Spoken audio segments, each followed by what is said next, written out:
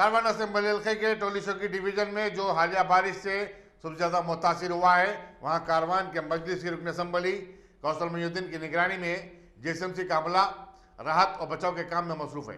एंटामोलॉजी महकमे ने नदीम कॉलोनी, विरासत नगर, बालडी नगर, जमाली गुंटा और कुली कुतुब शाह नगर में मच्छरकश अद्वियात का छिड़काव किया ताकि वबाई अमराज फैल ना सकें।